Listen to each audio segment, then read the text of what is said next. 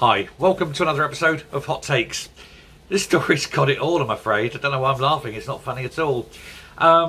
It's got a mixture of the BBC, the corrupt, devious BBC, an organisation filled with those who enjoy the company of children.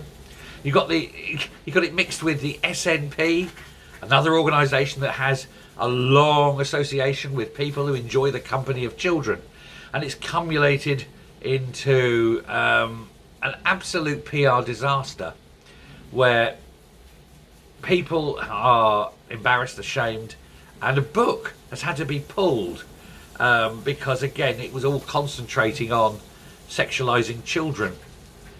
And it's all come from children in need. In need of what, I hear you say? Well, what it is, the BBC's Children in Need published a book, and it was called Coming Out.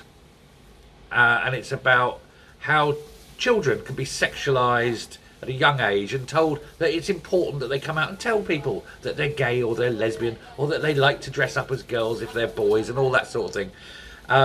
Because they like feminising, especially older men who are into that kind of thing, like feminised boys quite a lot, apparently. Well, this was written, it was backed by the BBC through their Children in Need charity.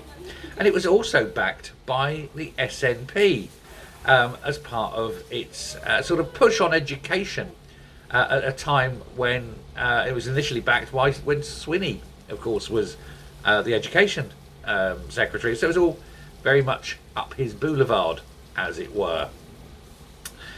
Well, it turns out that this book was written by James Rennie, who he did many years in prison as part of one of the biggest and most vile P rings ever brought to court and into the justice system. He is an odious toucher-upper of other people's children. Only not just that, he is an absolute low-life piece of scum. And there he is, writing books for children in need and getting paid for and backed by the SNP government. You really couldn't make it up. And yet, now that I've told you, I don't suppose any of you are particularly surprised. That's the reputation these two organisations have, isn't it? Vile, low-life, absolute dangers to children.